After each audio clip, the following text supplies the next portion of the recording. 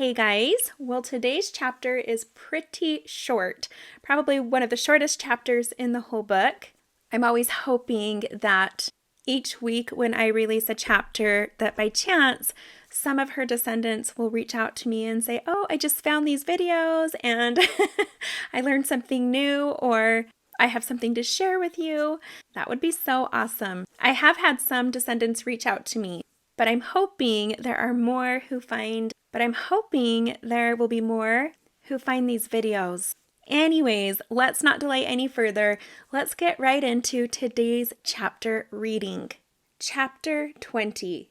Sarah loved telling me her life story. We became very close during that year I cared for her, up until just about 2 weeks before her death. You know, she began, I was not T. Whitaker's first wife, as everyone in Centerville believed. I told you earlier I was his third. But this he never told me. He was not born the 16th of May, 1822, as is recorded on all his records, even his tombstone, but much earlier. The actual date of his birth was obtained many years after he died. But his son, who sent to England while doing genealogical research, thereby obtaining a copy of his birth certificate. It reads, Thomas William Whitaker, born 16th of May, 1816, in Rotherhithe, Surrey, England, parish of St. Mary's. You see, he was born out of wedlock.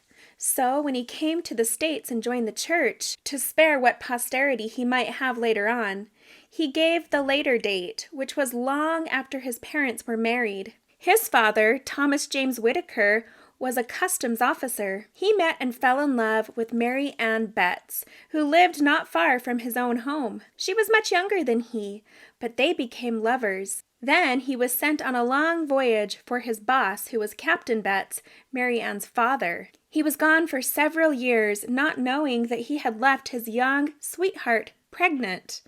When the child was born, she registered him under the name of his father and herself.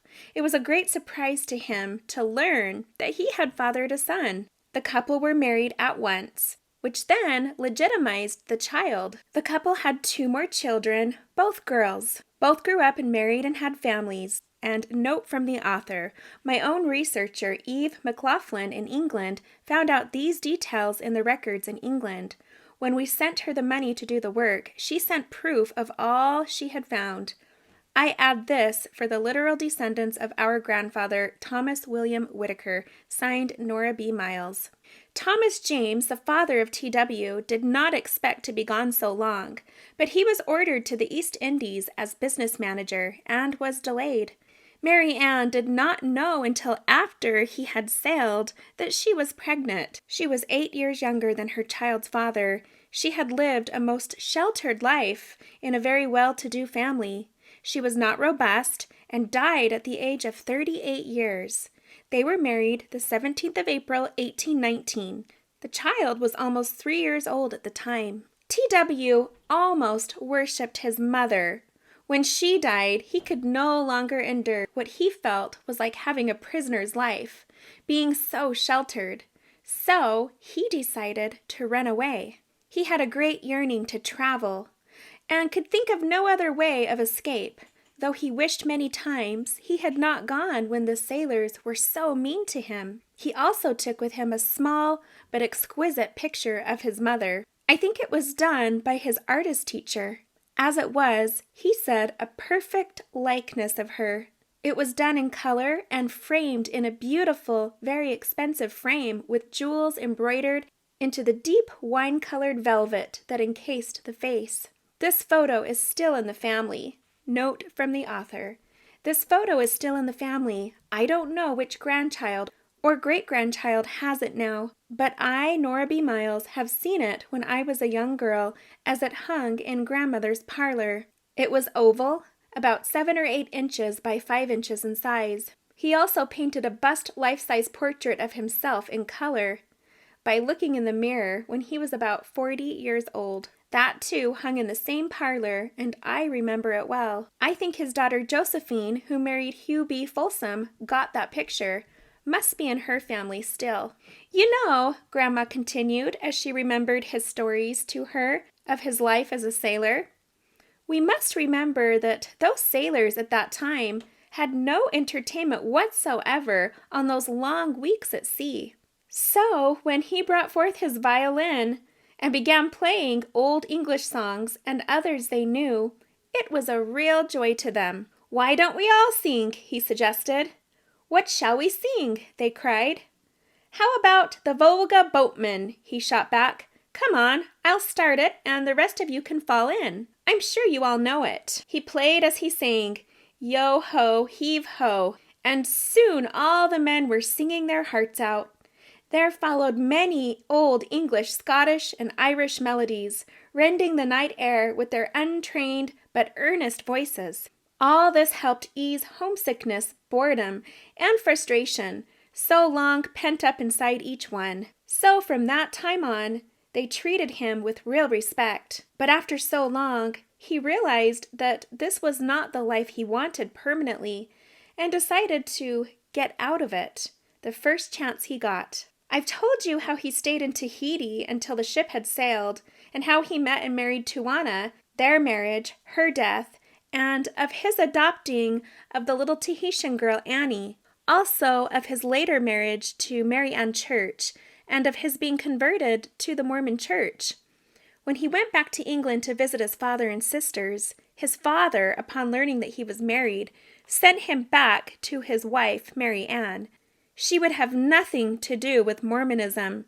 They separated, she got a divorce, and he was sent to Utah. It had been his secret hope that he might convert his father and sisters to Mormonism. Yet, knowing his father's stern, unchangeable disposition, he was not totally unprepared for the reception he received. He tried to talk with his sisters privately, but was ordered from the house. His father's parting words were, "When you come to your senses and renounce Mormonism, you may come back to us. Otherwise, I never want to see your face again." Thus they parted, never to be reunited in this life. It's always sad to hear those experiences of the early members of the church about how when they converted, their families completely disowned them.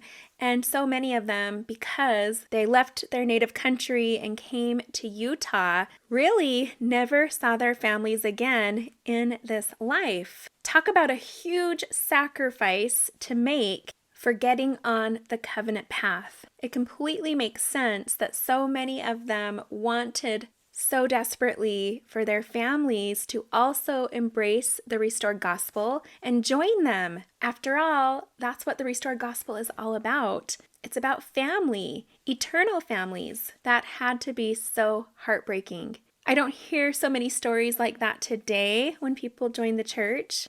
And even today, we have so many ways of keeping in touch with each other through technology. We can always keep an eye on each other or love someone from a distance. But back then, it wasn't uncommon to completely lose track of someone and never hear from or see them again.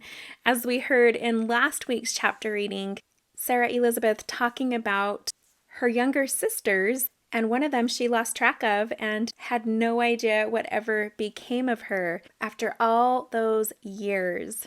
It's crazy to think that that would happen because today it's really hard to lose track of family members because of social media and technology, and there's just so many more people in the world. Really, the only way you might lose track of someone is if they became homeless and completely disappeared. So where this was more common back then, it's just crazy to think about that. Because for us, all these generations later, family is everything. But it seemed to be more common back then that stubbornness and pride trumped family relationships. Anyways, next week's chapter reading will be much longer than this one, as we continue to dive into the life of Sarah Elizabeth as told in her own words. Stay tuned, and I will see you next week.